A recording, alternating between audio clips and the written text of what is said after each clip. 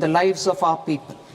Today, we face an external environment in which trade and multilateralism are imperiled and access to resources and supply chains are disrupted. New technologies are transforming production systems while sharply increasing demands on water, energy, and critical minerals. India will continue to take confident steps towards Vikasit Bharat, balancing ambition with inclusion. As a growing economy with expanding trade and capital needs, India must also remain deeply integrated with global markets, exporting more and attracting stable long-term investment. As I begin part A, I want to express my gratitude to the people for standing firmly with us as we forge our way together towards becoming one of the largest economies of the world.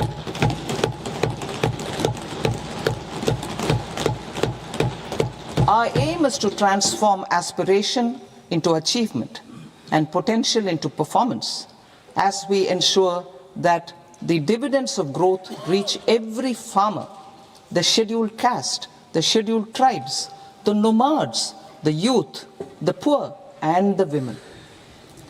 In Vikasit Bharat Young Leaders Dialogue 2026, several innovative ideas were shared with our Prime Minister, which have inspired many of the proposals, making this a unique Yuva Shakti-driven budget. Our government's sankalp is to focus on our poor, underprivileged, and the disadvantaged. To deliver on this sankalp, and given that this is the first budget prepared in Kartavya Bhavan, we are inspired by three Kartavya. Our first Kartavya is to accelerate and sustain economic growth by enhancing productivity and competitiveness and building resilience to volatile global dynamics.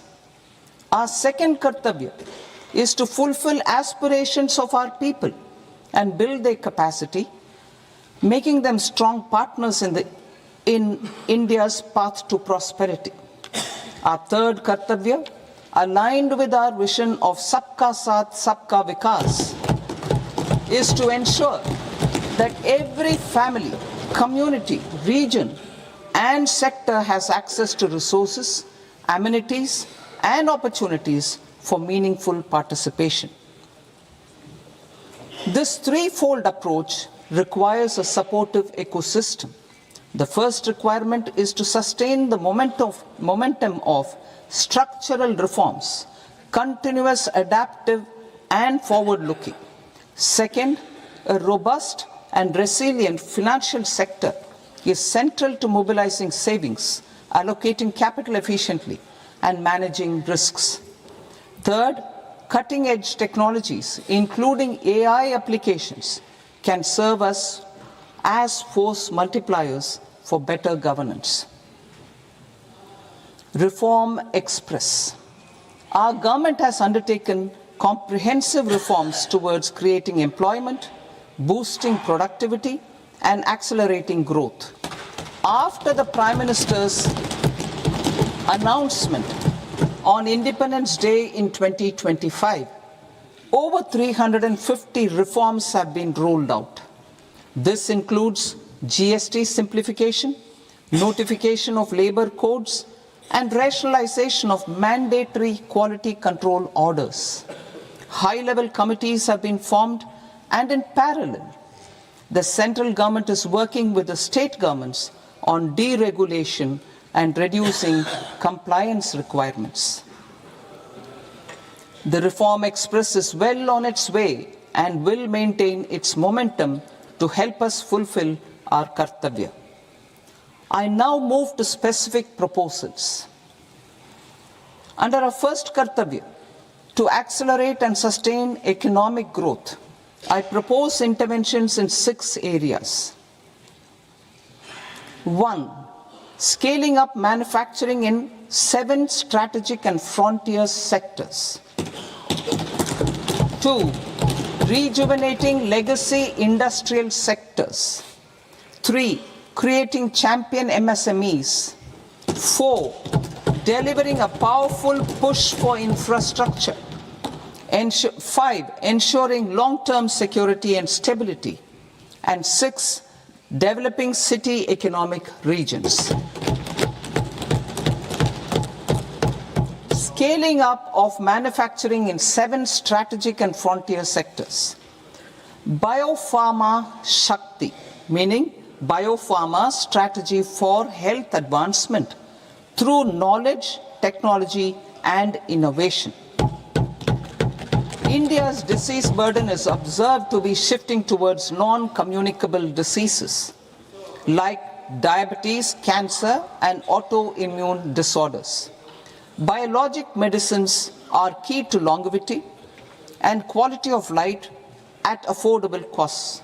To develop India as a global biopharma manufacturing hub,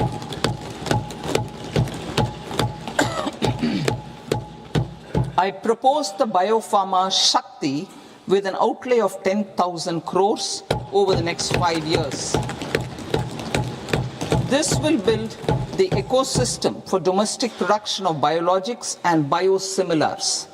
The strategy will include a biopharma focused network with 3 new national institutes of pharmaceutical education and research, popularly known as NIPERs, and upgrading 7 existing ones.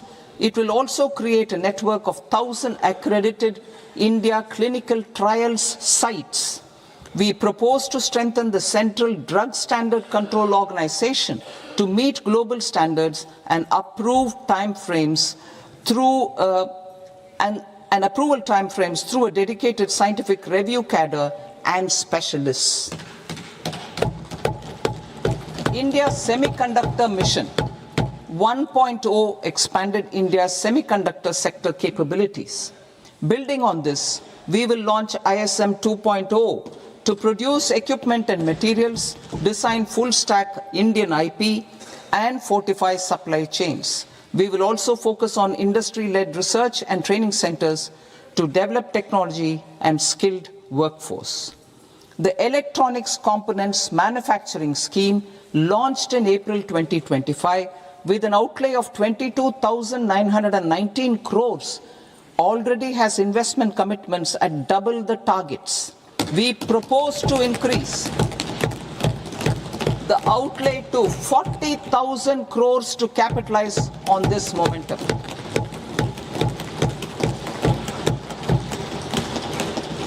A scheme for rare earth permanent magnets was launched in 2025 November. We now propose to support the mineral-rich states of Odisha, Kerala, Andhra Pradesh and Tamil Nadu to establish dedicated rare earth corridors to promote mining, processing, research and manufacturing. To enhance domestic chemical production and reduction import dependency and reduce import dependency, we will launch a scheme to support states in establishing 3 dedicated chemical parks through challenge route on a cluster-based plug-and-play model. Strong capital goods.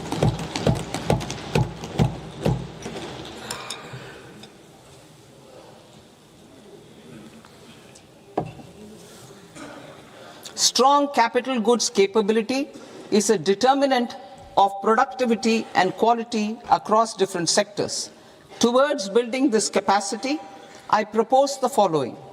High-tech tool rooms will be established by central public sector enterprises at 2 locations as digitally enabled automated service bureaus that locally design, test and manufacture high-precision components at scale and at lower cost. 2. A scheme for enhancement of construction and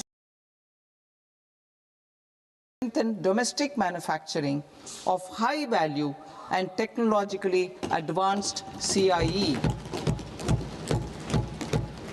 This can range from lifts in a multi-storied apartment, or firefighting equipment in multiplexes, large or small, and to tunnel boring equipments for building metros and high-altitude roads.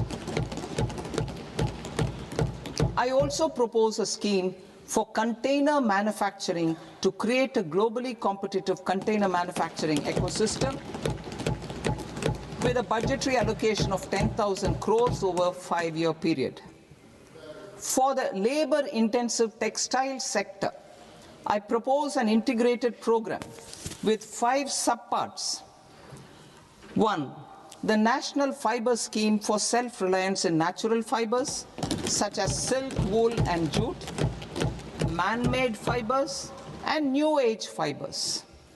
Textile expansion and employment scheme to modernize traditional clusters with capital support for machinery, technology upgradation, and common testing and certification centers. 3. The National Handloom and Handicraft Program to integrate and strengthen existing schemes and ensure targeted support for weavers and artisans. Tex Eco Initiative to promote globally competitive and sustainable textiles and apparels. Samarth 2.0 to modernize the upgrade the textile skilling ecosystem through collaboration with industry and academic institutions. Further, I propose to set up mega textile parks in challenge mode. They can also focus on bringing value addition to technical textiles. I propose to launch the Mahatma Gandhi Gram Swaraj initiative to strengthen khadi, handloom, and handicrafts. This will help in global market linkage and branding. It will streamline and support training, skilling, quality of process, and production. This will benefit our weavers, village industries, one district, one product, ODOP initiative, and also our rural youth.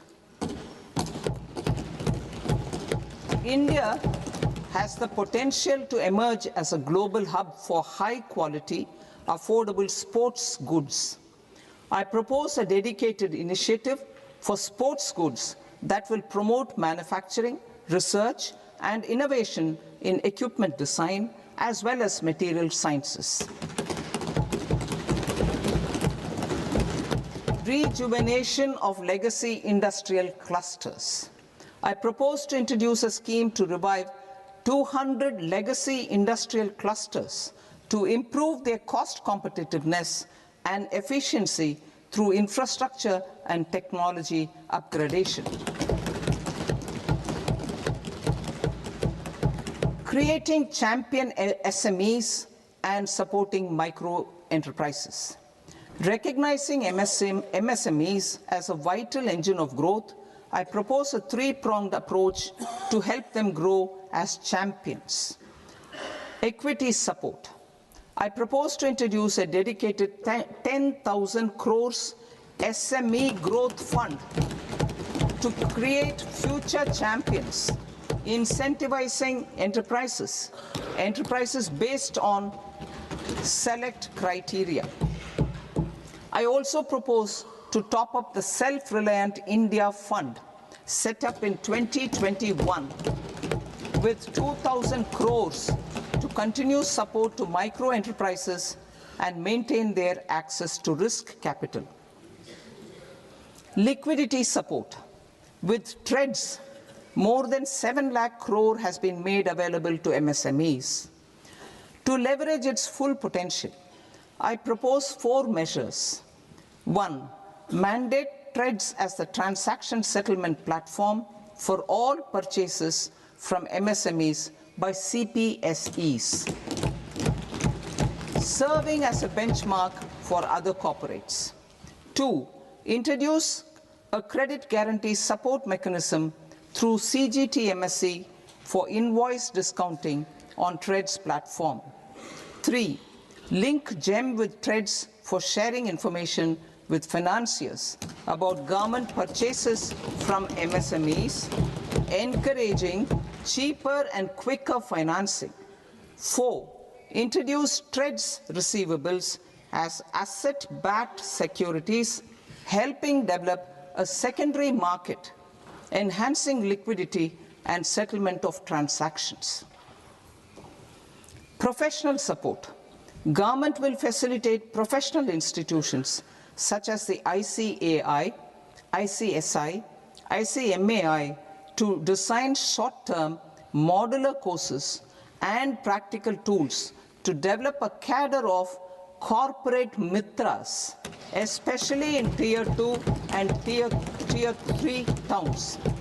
These accredited para-professionals will help MSMEs meet compliance requirements at affordable costs.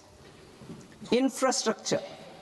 During this past decade, our government has undertaken several initiatives for large-scale enhancement of public infrastructure, including through new financing instruments such as Infrastructure Investment Trust in WITS and Real Estate Investment Trust REITs, and institutions like NIIF and NABFID. We shall continue to focus on developing infrastructure in cities with over 5 lakh population, that is Tier 2, Tier 3 cities, which have expanded to become growth centers. Public capital expenditure has increased manifold from 2 lakh crore in 2014-15 to an allocation of 11.2 lakh crore in BE 25-26. In this coming year, that is financial year 2026-27, I propose to increase it to 12.2 lakh crores to continue the momentum. To strengthen the confidence of private developers regarding risks during infrastructure development and construction phase, I propose to set up an infrastructure risk guarantee fund to provide prudentially calibrated partial credit guarantee to lenders. Over the years, REITs have emerged as a successful instrument for asset monetization. I propose to accelerate recycling of significant real estate assets of the CPSEs through the setting up of dedicated REITs. To promote environmentally sustainable movement of cargo, I propose to 1. Establish new dedicated freight corridors connecting Dankuni in the east to Surat in the west. Operationalize 20 new national waterways over the next 5 years, starting with National Waterways 5 in Orissa to connect mineral-rich areas of Talcher and Angul and industrial centers like Kalinga Nagar to the ports of Paradeep and Dhamra. Training institutes will be set up as regional centers of excellence for development of required manpower for these waterways. This will benefit youth in the entire stretch of the waterways to train and acquire skills. Further, a ship repair ecosystem catering to inland waterways will also be set up at Varanasi and Patna. And C, launch a coastal cargo promotion scheme for incentivizing a modal shift from rail to road to increase the share of inland waterways and coastal shipping from 6% to 12% by 2047. To enhance last mile and remote connectivity and promote tourism, I propose to give incentives to indigenize manufacturing of seaplanes. A seaplane VGF scheme will be also introduced to provide support for operations. Carbon capture, utilization and storage. Aligning with the roadmap launched in December 2025, the carbon capturing carbon capture, utilization and storage technologies at scale will achieve higher readiness and in end-use application across 5 industrial sectors, including power, steel, cement, refineries and chemicals. An outlay of 20,000 crore is proposed over the next 5 years for this purpose. City economic regions. Cities are India's engines of growth, innovation and opportunities. We shall now focus on Tier 2, Tier 3 cities and even temple towns which need modern infrastructure and basic amenities. This budget aims to further amplify the potential of cities to deliver the economic power of agglomerations by mapping city economic regions based on their specific growth drivers. An allocation of 5,000 crore per CER over 5 years is proposed for implementing their plans through a challenge mode with a reform cum result based financing mechanism. In order to promote environmentally sustainable passenger systems, we will develop 7 high-speed rail corridors between cities as growth connectors, namely Mumbai to Pune, Pune to Hyderabad, Hyderabad to Bengaluru, Hyderabad to Chennai, Chennai to Bengaluru, Delhi to Varanasi, Varanasi to Siliguri.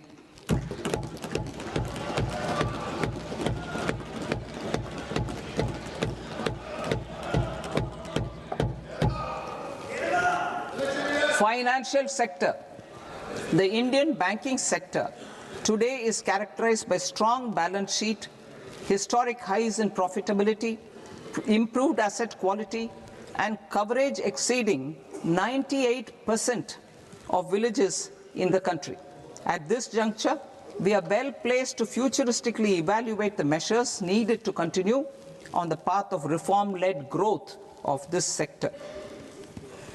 I propose setting up a high-level committee on banking for Vikasit Bharat. High-level committee on banking for Vikasit Bharat to comprehensively review the sector and align it with India's next phase of growth while safeguarding financial stability, inclusion, and consumer protection.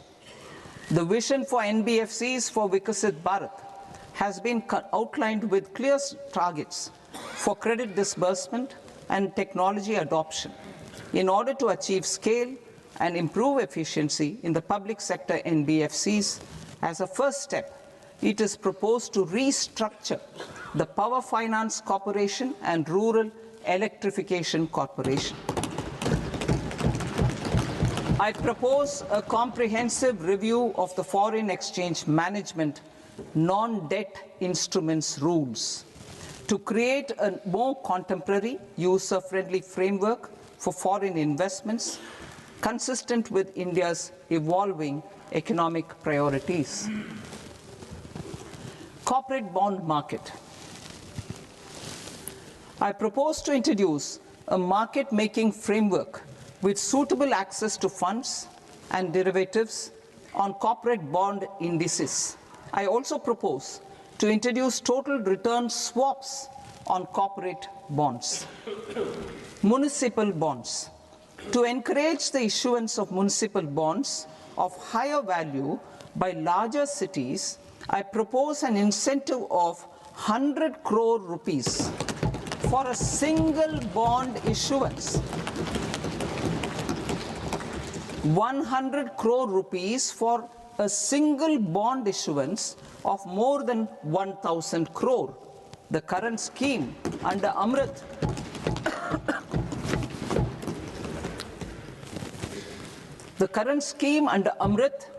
which incentivizes issuances up to 200 crores only, will also continue to support smaller and medium towns. That will also continue to support the smaller and medium towns. Ease of doing business. Individual persons resident outside India, PROI, will be permitted to invest in equity instruments of listed Indian companies through the Portfolio Investment Scheme. It is also proposed to increase the investment limit for an individual PROI under the scheme from 5% to 10%, with an overall investment limit for all individual PROIs to 24% from the current 10%. Emerging technologies including AI. 21st century is technology-driven. Adoption of technology is for the benefit of all people.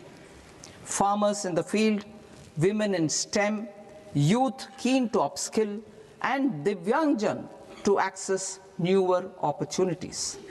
The government has taken several steps to support new technologies through AI Mission, National Quantum Mission, Anusandhan National Research Fund, and Research and Development and Innovation Fund. Our second kartavya is to fulfill aspirations and build capacities. Close to 25 crore individuals have come out of multi-dimensional poverty through a decade of our government's sustained and reform-oriented efforts.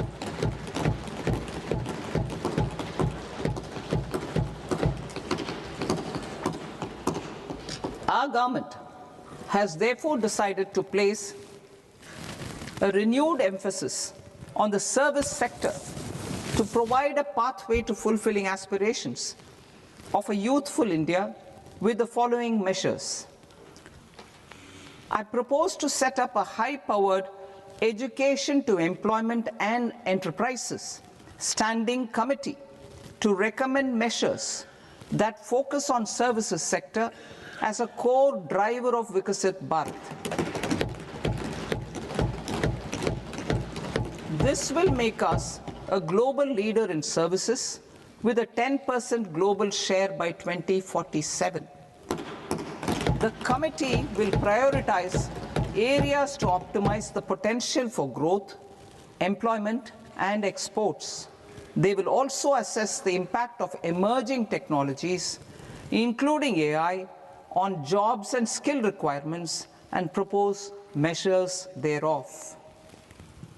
To create a range of skilled career pathways, a new range of skilled career pathways for our youth, I propose interventions in the following sectors. Health.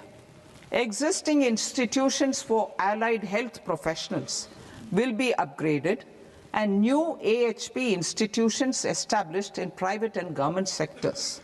This will cover 10 selected disciplines, including optometry, radiology, anesthesia, OT technology, applied psychology, and behavioral health, and add 1 lakh AHPs over the next 5 years.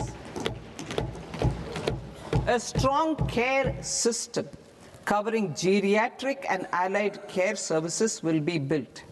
A variety of NSQF-aligned programs will be developed to train multi-skilled caregivers, combining core care and allied skills such as wellness, yoga, and operation of medical assistive devices. In the coming year, 1.5 lakh caregivers will be trained.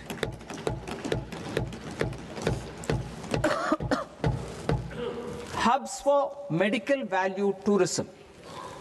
To promote India as a hub for medical tourism services, I propose to launch a scheme to support states in establishing 5 regional medical hubs in partnership with the private sector. These hubs will serve as integrated healthcare complexes that combine medical, educational, and research facilities. They will have Ayush centers, medical value tourism facilitation centers, and infrastructure for diagnostics, post-care, and rehabilitation. These hubs will provide diverse opportunities, job opportunities for health professionals, including doctors and AHPs. Ancient Indian yoga, already respected in several parts of the world, was given a mass global recognition when Honorable Prime Minister took it to the UN. Post-COVID, Ayurveda gained a similar global acceptance and recognition. Exporting quality Ayurveda products helps farmers who grow the herbs and youth who process the products. To meet growing global demand, a few more steps are being taken. I propose to 1. Set up 3 new All India Institutes of Ayurveda. 2. Upgrade Ayush pharmacies and drug testing labs for higher standards of certification ecosystem and make available more skilled personnel. 3. Upgrade the WHO Global Traditional Medicine Center in Jamnagar to bolster evidence-based research, training and awareness for traditional medicine. Animal husbandry. Livestock contributes to close to 16% of farm income, including of poor and marginal households.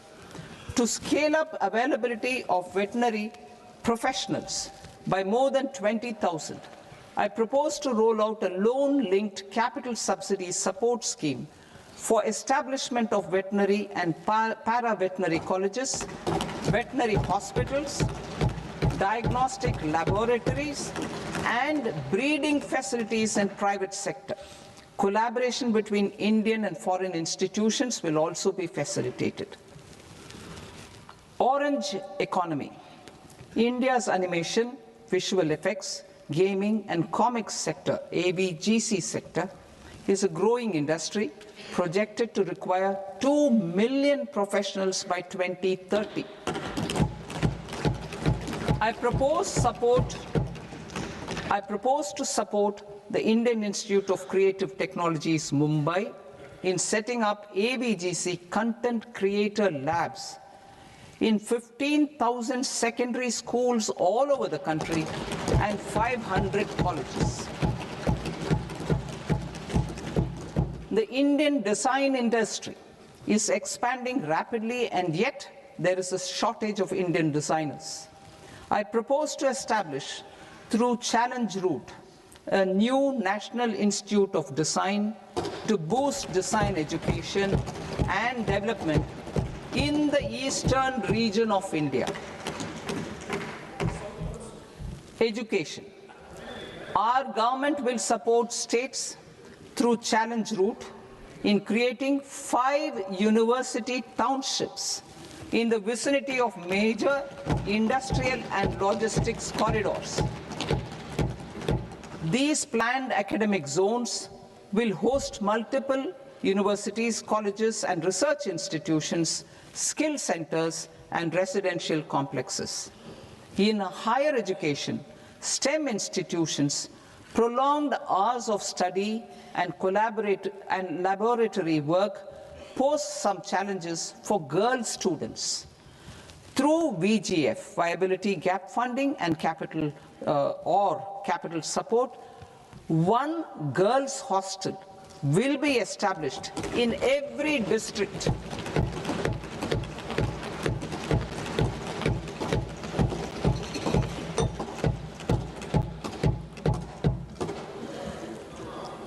To promote astrophysics and astronomy via immersive experiences, 4 telescope infrastructure facilities will be set up or upgraded.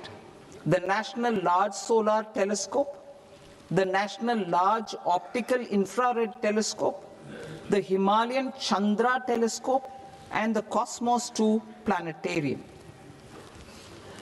Tourism. The tourism sector has the potential to play a large role in the employment generation, forex earnings, and expanding the local economy. I propose to set up a National Institute of Hospitality by upgrading the existing National Council for Hotel Management and Catering Technology. It will function as a bridge between academia, industry, and government. I also propose a pilot scheme for upskilling 10,000 guides in 20 iconic tourist sites through a standardized, high-quality, 12-week training course in hybrid mode in collaboration with the Indian Institute of Management. A national destination digital knowledge grid will be established to digitally document all places of significance, cultural, spiritual, and heritage. This initiative will create a new ecosystem of jobs for local researchers, historians, content creators, and technology partners. India has the potential and opportunity to offer world-class trekking and hiking experience. We will develop ecologically sustainable mountain trails in Himachal Pradesh, Uttarakhand, and Jammu Kashmir. Also in Araku Valley in the Eastern Ghats and Podigai Malai in the Western Ghats. Turtle trails along key nesting sites in the coastal areas of Odisha, Karnataka, and Kerala. And 3, bird watching trails along the Pulikat Lake in Andhra Pradesh, Tamil Nadu. It's on the border. Under the visionary leadership of Honorable Prime Minister, we established the International Big Cat Alliance in 2024. This year, India is hosting the first ever Global Big Cat Summit, where heads of governments and ministers from 95 range countries will deliberate on collective strategies for conservation. Heritage and culture tourism. I propose to develop 15 archaeological sites, including Lothal, Dolavira, Rakhi-Gadi, Adichanallur, Saranath, Hastinapur, and Leh Palace into vibrant experiential cultural destinations. Excavated landscapes will be open to the public through curated walkways. Immersive storytelling skills and technologies will be introduced to help conservation labs, interpretation centers, and guides. The sports sector provides multiple means of employment, skilling, and job opportunities. Taking forward the systematic nurturing of sports talent which is set in motion through the Khelo India program earlier, I propose to launch a Khelo India mission to transform the sports sector over the next decade. The mission will facilitate an integrated talent development pathway supported by training centers which are foundational, intermediate, and elite levels. B, systematic development of coaches and support staff. C, integration of sports science and technology. D, competitions and leagues to promote sports culture and provide platforms. And E, development of sports infrastructure for training and competition. Our third Kartavya aligns with our vision of Sabka Saath, Sabka Vikas towards Vikasit Bharat. This requires targeted efforts for 1, increasing farmer incomes through productivity enhancement and entrepreneurship, with special attention to small and marginal farmers. B, empowering Divyangjan through access to livelihood opportunities, training, and high-quality assistive devices. C, empowering the vulnerable to access mental health and trauma care. D, focus on the Purvodaya states and the Northeast region to accelerate development and employment opportunities. Fisheries. We will undertake initiatives for integrated development of 500 reservoirs and Amrit Sarovars. 2, strengthen the fisheries value chain in coastal areas and enable market linkages involving startups and women-led groups together with fish farmer producer organizations. Animal husbandry. To provide quality employment opportunities in rural and peri-urban areas, we will support the animal husbandry sector in entrepreneurship development through A credit-linked subsidy program, B, scaling up and modernization of livestock enterprises, C, enhanced creation of livestock, dairy and poultry, enhanced creation of livestock, dairy and poultry focused integrated value chains, and D, encourage creation of livestock farmer producer organizations. High value agriculture. To diversify farm outputs, increase productivity, enhance farmers' incomes, and create new employment opportunities, we will support high value sandalwood, cocoa, cashew in the coastal areas, agar trees in northeast, and nuts such as almonds, walnuts, and pine nuts in our hilly regions. These, all of them, will be supported.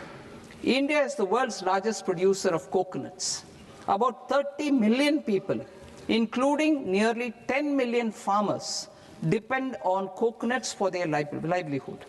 To further enhance competitiveness in coconut production, I propose a coconut promotion scheme to increase production and enhance productivity through various interventions, including replacing and non-productive trees with new saplings or plants or varieties in major coconut growing states. A dedicated program is proposed for Indian cashew and cocoa to make India self-reliant in raw cashew and coconut production and processing, enhance export competitiveness, and transform Indian cashew and Indian cocoa into premium global brands by 2030. Sandalwood. Sandalwood is closely linked to India's social and cultural heritage. Our government will partner with state governments to promote focused cultivation and post-harvest processing to restore the glory of the Indian sandalwood ecosystem, to rejuvenate old, low-yielding orchards, and expand high-density cultivation of walnuts, almonds, and pine nuts. We will support a dedicated program to enhance farmer incomes and in bringing value addition by engaging youth. Bharat Vistar, that is virtually integrated system to access agricultural resources. I propose to launch Bharat Vistar, a multilingual AI tool that shall integrate the AgriStack portals and the ICAR package on agricultural practices with AI systems. This will enhance farm productivity, enable better decisions for farmers, and reduce risk by providing customized advisory support. She Marts for rural women-led enterprises. Building on the success of Lakpati Didi program, I propose to help women take the next step from credit-linked livelihoods to being owners of enterprises. Self-help entrepreneur, She Marts will be set up as community-owned retail outlets within the cluster-level federations through enhanced and innovative financing instruments. Empowering Divyangjan. Divyangjan Kaushal Yojana. Information technology, AVGC sectors, hospitality and food and beverages sectors often offer task-oriented and process-driven roles which are suitable for Divyangjan. We will ensure dignified livelihood opportunities through industry-relevant and customized training specific to each Divyangjan group. Divyang Sahara Yojana, timely access to high-quality assistive devices for all eligible Divyangjan is a fundamental need.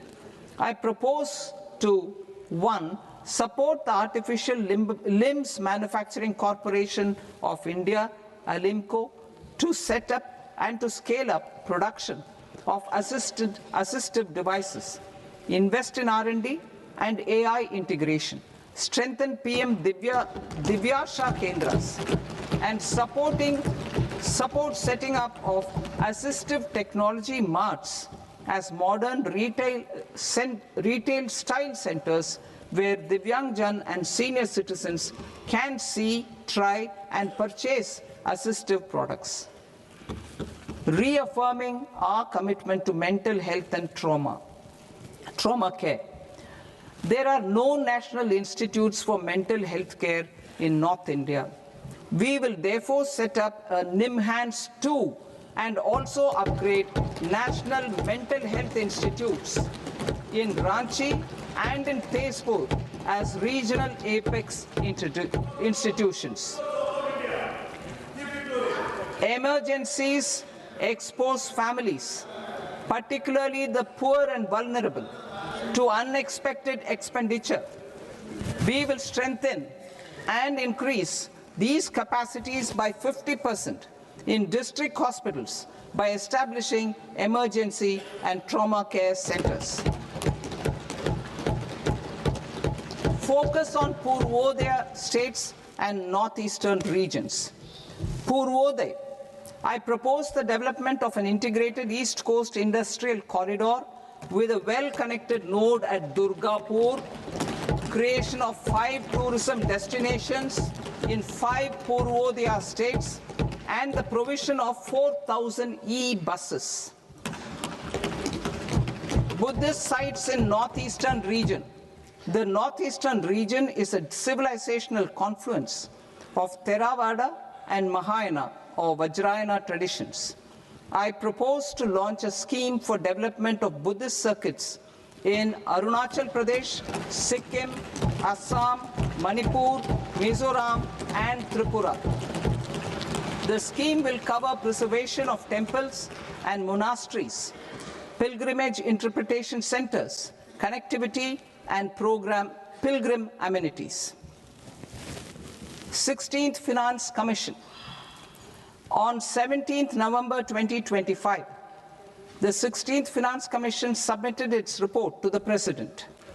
As mandated under Article 281 of the Constitution, the government is to lay the report along with the explanatory memorandum on the action taken report on the recommendations of the Commission in Parliament, which, Sir, Honourable Speaker, you've allowed me to do at the commencement of this session. The government has accepted the recommendation of the Commission to retain the vertical share of devolution at 41%. As recommended by the Commission, I have provided 1.4 lakh crores of rupees to the states for the year 2026-2027 as Finance Commission grants. These include rural and urban local body and disaster management grants. Fiscal consolidation.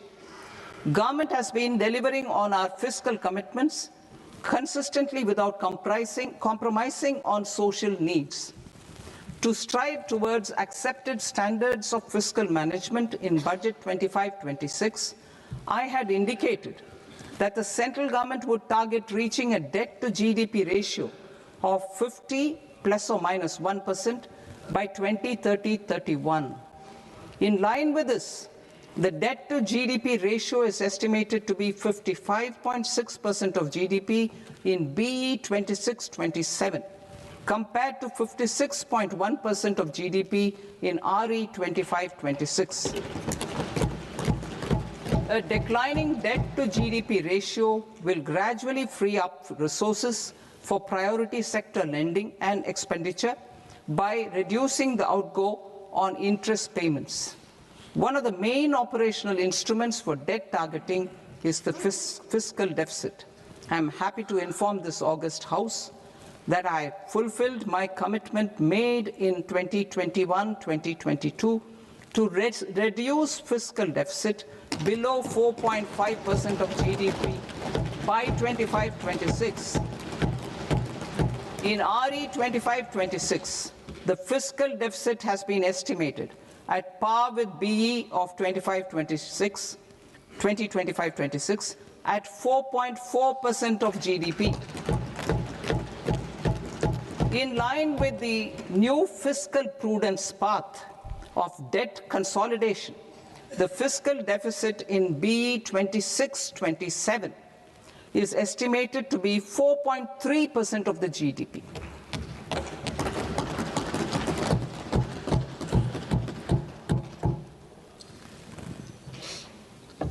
The revised estimates of the non-debt receipts are 34 lakh crore rupees, of which the centre's net tax receipts are 26.7 lakh crore. The revised estimate of the total expenditure is 49.6 lakh crore rupees, of which the capital expenditure is about 11 lakh crores. Budget estimates 2026 to 2027. Coming to 26-27, the non-debt receipts and the total expenditure are estimated as 36.5 lakh crore and 53.5 lakh crore respectively. The centre's net tax receipts are estimated at 28.7 lakh crore rupees. To finance the fiscal deficit, the net market borrowings from dated securities are estimated at 11.7 lakh crore rupees. The balance financing is expected to come from small savings and other sources. The gross market borrowings are estimated at 17.2 lakh crore rupees. I'll now move to Part B. Part B, direct taxes.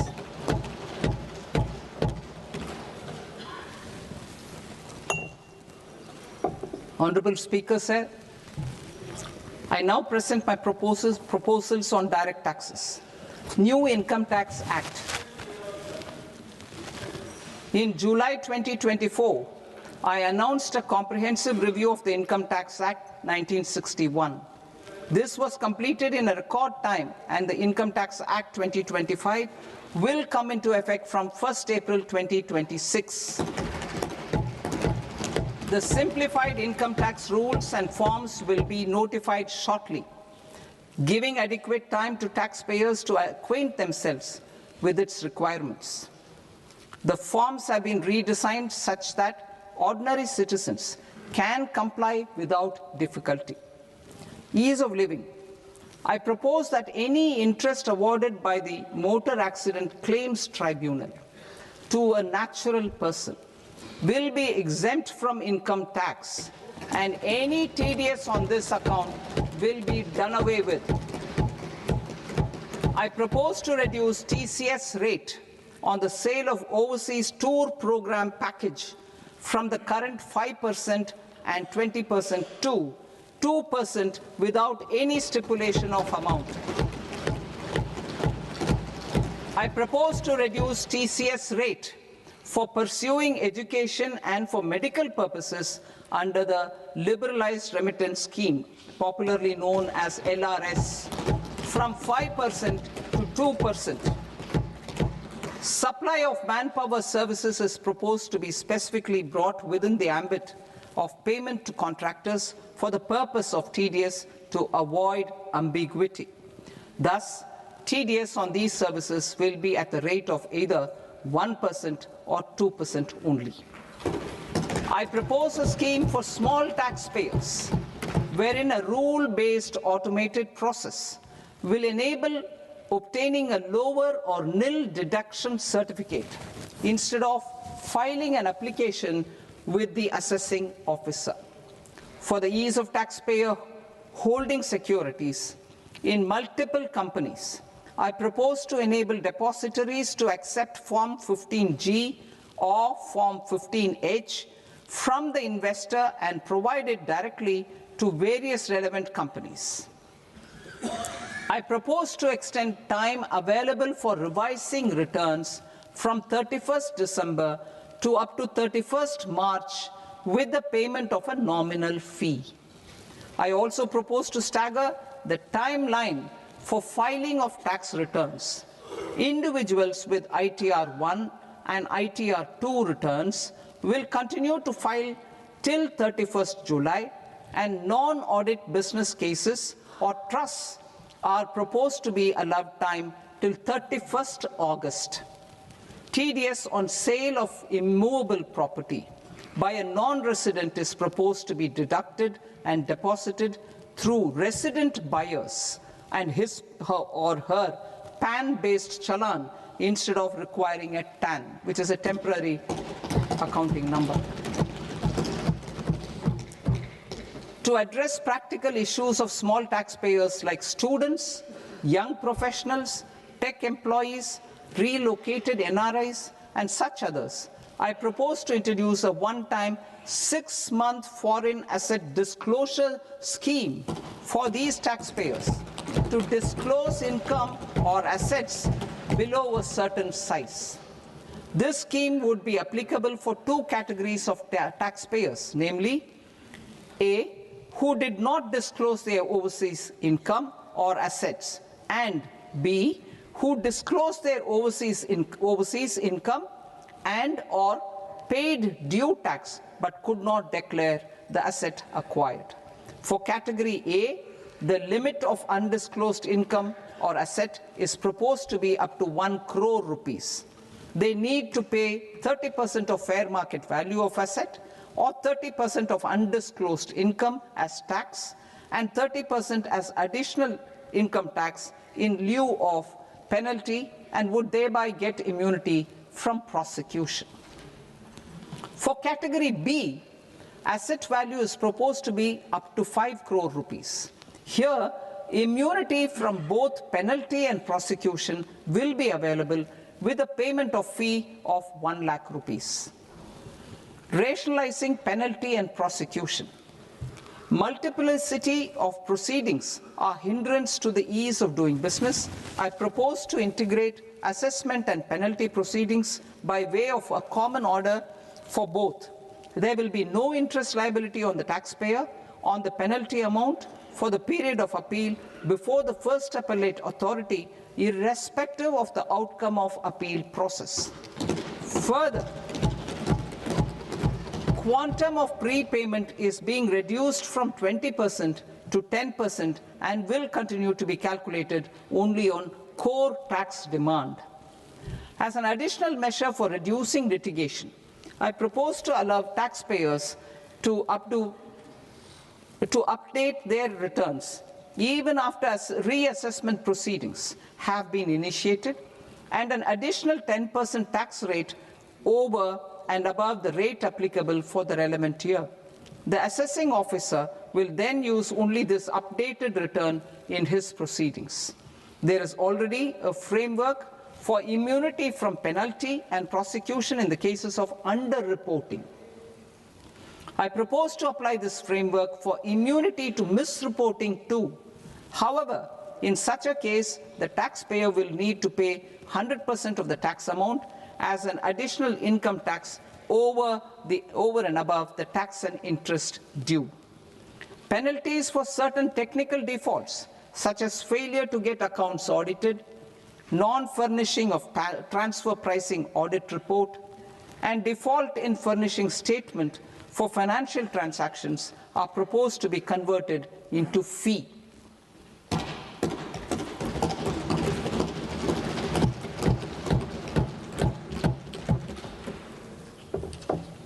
I propose to rationalize prosecution framework under Income Tax Act while maintaining a careful balance for deterrence in some serious offence.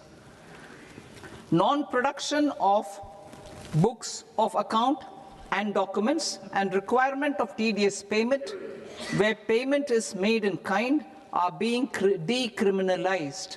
Further, minor offences will attract fine only. The remaining prosecutions will be graded commensurate with the quantum of offence. They will entail only simple imprisonment with maximum imprisonment reduced to 2 years and power to courts to convert even those into fines. There is no penalty. There is no penalty presently for non-disclosure of non-immovable foreign assets with aggregate value less than 20 lakh rupees. I propose to also provide them with immunity from prosecution with retrospective effect from 1/10/2024.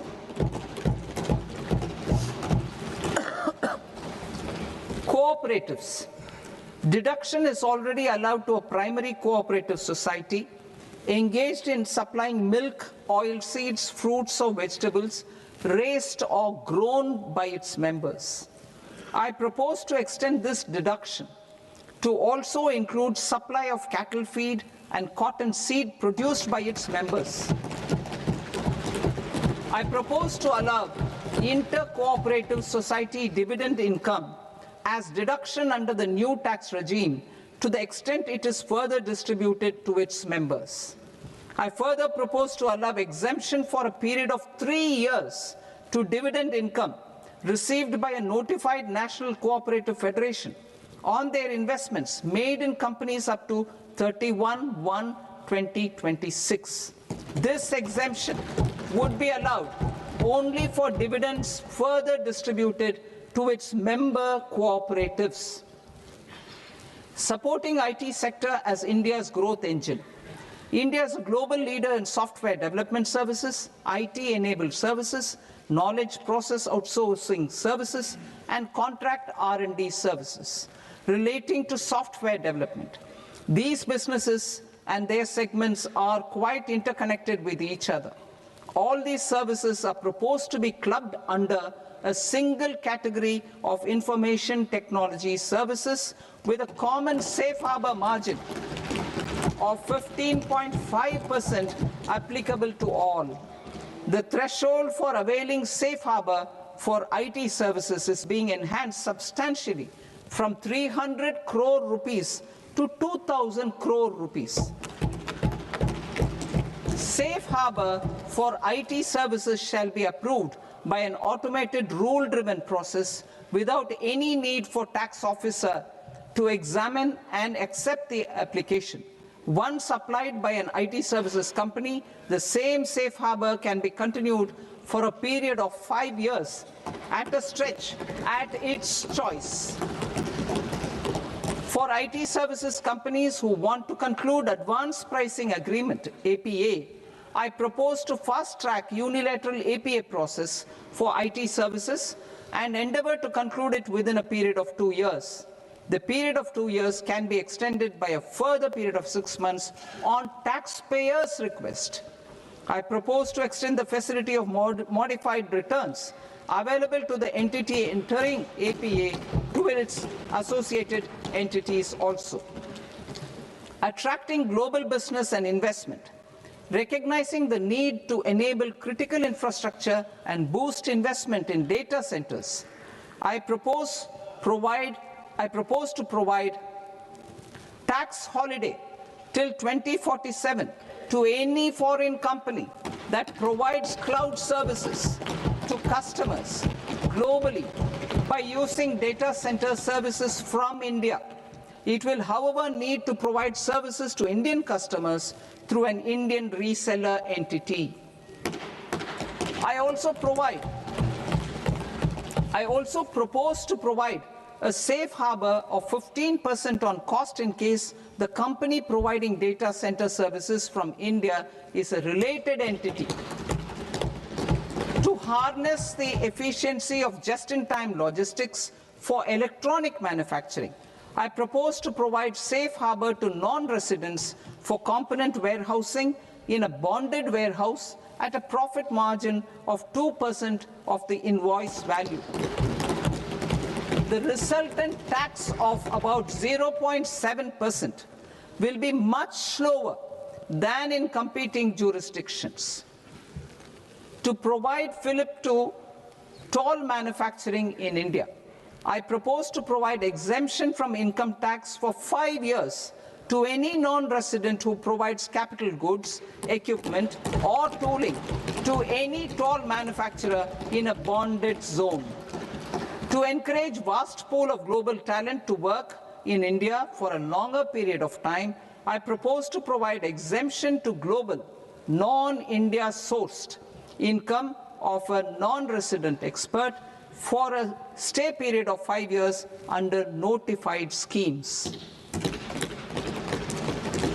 I propose to provide exemption from minimum alternate tax, the MAT, to all non-residents who pay tax on presumptive basis.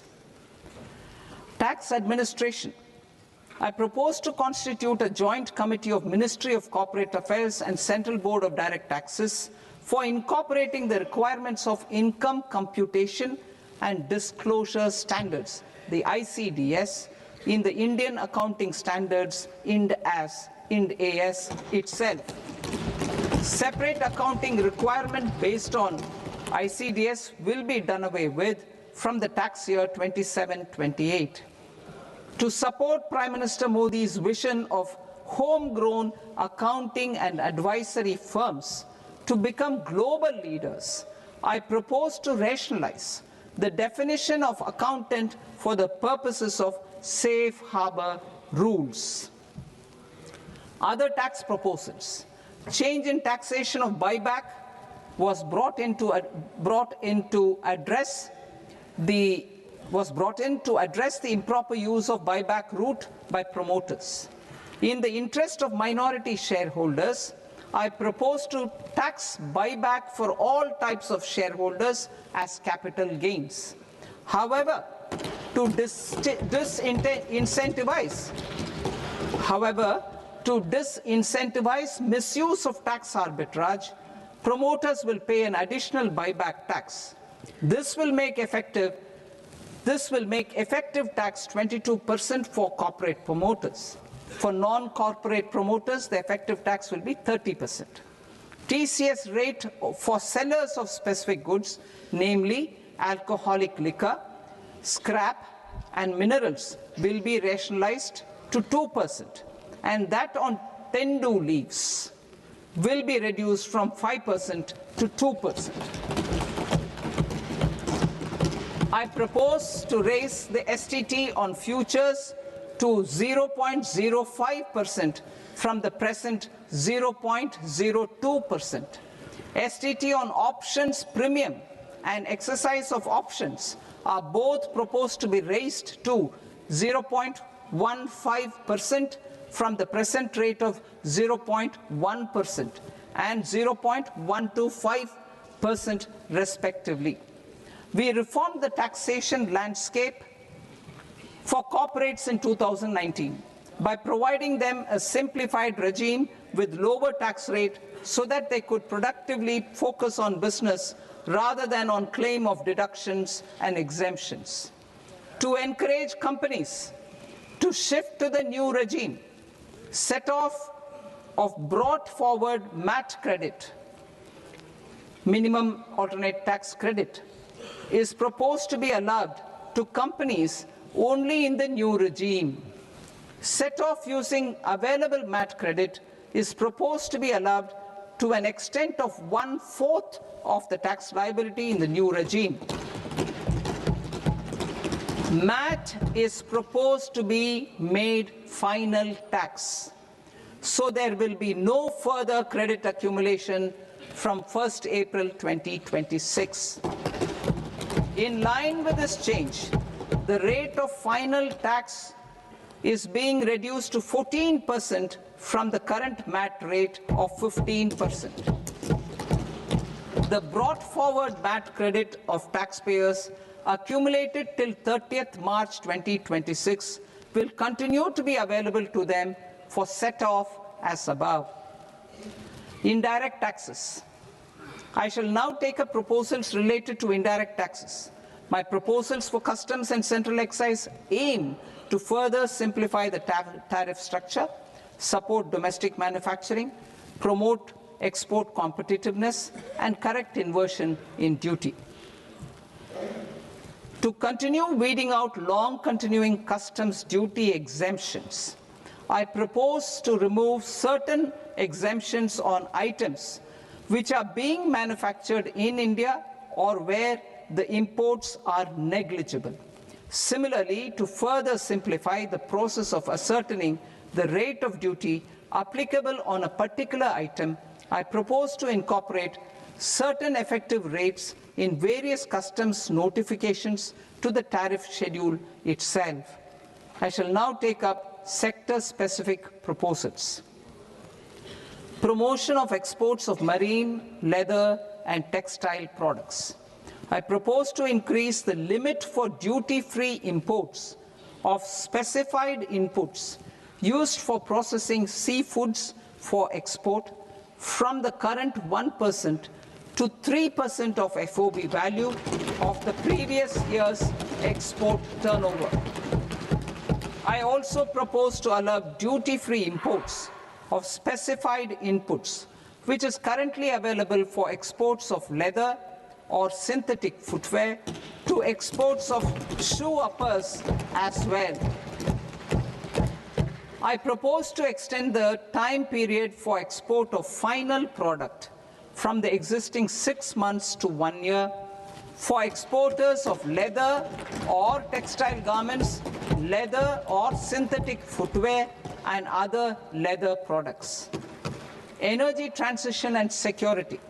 I propose to extend the basic customs duty exemption given to capital goods used for manufacturing lithium-ion cells for batteries to those used for manufacturing lithium-ion cells for battery energy storage systems also.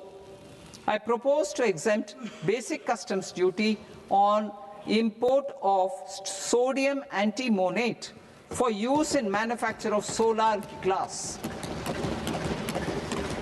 Nuclear power. I propose to extend the existing basic customs duty exemption on imports of goods required for nuclear power projects till the year 2035 and expand it for all nuclear plants irrespective of their capacity. Critical minerals. It is proposed to provide basic customs duty exemption to the import of capital goods required for the processing of critical minerals in India. Biogas blended CNG. I propose to exclude the entire value of biogas while calculating the central excise duty payable on biogas blended CNG. Civil and defense aviation. I propose to exempt basic customs duty on components and parts required for the manufacture of civilian basic customs duty on raw materials imported for the manufacture of parts of aircraft to be used in maintenance, repair, or overall requirements by units in the defense sector. Electronics. To deepen value addition in the consumer electronics sector, I propose to exempt basic customs duty on specified parts used in the manufacture of microwave ovens. Special economic zone. To address the concerns arising about utilization of capacity by manufacturing units in the special economic zones due to global trade disruptions, I propose as a special one-time measure to facilitate sales by eligible manufacturing units in SEZs to the domestic tariff area at concessional rates of duty. The quantity of such sales will be limited to a prescribed proportion of their exports. Necessary regulatory changes will be undertaken to operationalize the measures while ensuring level playing field for the units working in the DTA. Ease of living. To rationalize the customs duty structure for goods imported for personal use, I propose to reduce the tariff rate on all dutiable goods imported for personal use from 20% to 10%.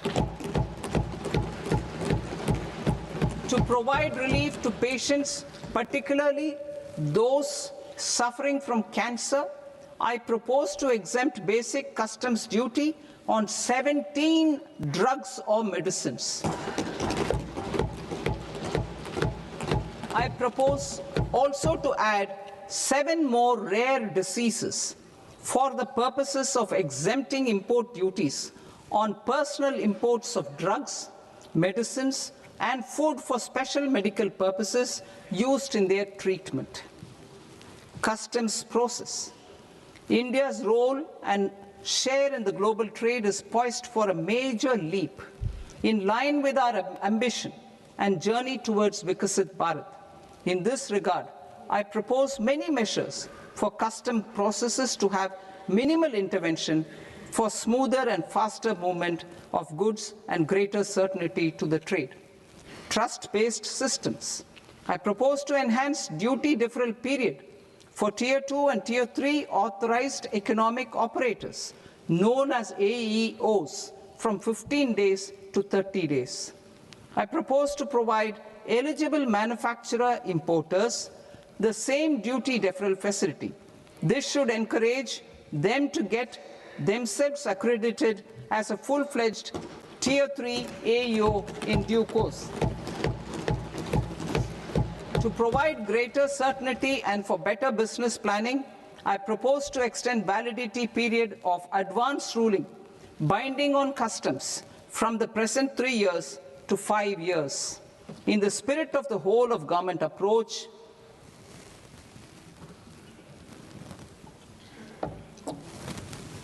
government agencies will be encouraged to leverage AEO accreditation for preferential treatment in clearing their cargo. Regular importers with trusted long-standing supply chains will be recognized in the risk system so that the need for verification of their cargo every time can be minimized. Export cargo using electronic sealing. Export cargo using electronic sealing will be provided through clearance from the factory premises to the ship. For import of goods not needing any compliance, filing of bill of entry by a trusted importer and arrival of goods will automatically notify customs for completing their clearance formalities. This will enable goods to be released immediately on arrival. The customs warehouse framework will be transformed into a warehouse operator-centric system with a self-declarations, electronic tracking, and risk-based audit. These reforms will move away from the current system of officer-dependent approvals and reduce transaction delays and compliance costs. Ease of doing business. Approvals required for cargo clearance from various government agencies will be seamlessly processed through a single and interconnected digital window by the end of the financial year. Processes involved in clearance of food, drugs, plant, and animal and wildlife products, accounting for about 70% of interdicted cargo, will be operationalized on this system by April 2026 itself. For goods not having any compliance requirement, clearance will be done by customs immediately after online registration is completed by the importer, subject to the payment of duty. Customs integrated system will be rolled out in 2 years as a single integrated and scalable platform for all customs processes. Utilization of non-intrusive scanning with advanced imaging and AI technology for risk assessment will be expanded in a phased manner with the objective to scan every container across all the major ports. New export opportunities to support Indian fishermen to fully harness the economic value of marine resources beyond our territorial waters. The following measures will be taken. A. Fish catch by an Indian fishing vessel in exclusive economic zone or on the high seas will be made free of duty. landing of such fish on foreign port will be treated as export of goods. Safeguards will be put in place to prevent misuse during fish catch, transit, or transshipment. To support aspirations of India's small businesses, artisans, and startups to access global markets through e-commerce, I am pleased to announce complete removal of the current value cap of 10 lakh rupees per consignment on courier exports. In addition, handling of rejected and returned consignments will be improved with effective use of technology for identifying such consignments. I propose to revise provisions governing baggage clearance during international travel to address genuine concerns of passengers. The revised rules will enhance duty-free allowances in line with the present-day travel realities and provide clarity in temporary carriage of goods brought in or taken out. There are honest taxpayers who are willing to settle disputes by paying all their dues, but they get deterred due to negative connotation associated with penalty. They will now be able to close cases by paying an additional amount in lieu of penalty. Honorable Speaker, sir, with this, I commend the budget to this august House. Jai Hind.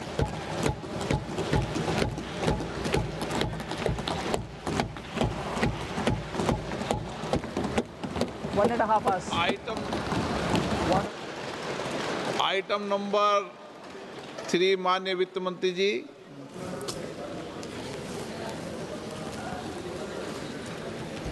Item number 2, sir. 3. Sir, with your permission, I rise to lay on the table of the following statements under Section 3, 1 of the Fiscal Responsibility and Budget Management Act of 2003. Medium-term fiscal policy, fiscal policy strategy statement, and macroeconomic framework statement. Item number 4 माननीय वित्त मंत्री जी। Sir, with your permission, I move for leave to introduce the Finance Bill 2026. प्रश्न ये कि विधेयक को पुनर्स्थापित करने की अनुमति प्रदान की जाए। जो सदस्य इस पक्ष में हाँ गए, जो सदस्य विरोध में ना गए, मेरे विचार में निर्णय हाँ वालों के पक्ष में हाँ वालों के पक्ष में अनुमति प्रदान की जाती है। माननीय मंत्री जी, अब विधेयक पूरे स्थापित करें। Sir, I introduce the bill. माननीय सदस्यगण, आपको सूचित किया जाता है कि माननीय वित्त मंत्री जी के बजट भाषण की कॉपी पब्लिकेशन काउंटर पर ली जाती है। बजट भाषण और बजट से संबंधित दस्तावेज आपके मोबाइल फोन और मेंबर पोर्टल्स पर ही उपलब्ध है। सभा की कार्रवाई कल सोमवार दिनांक 2 फरवरी 2026 को प्राप्त 11 बजे तक के लिए स्थगित की जाती है।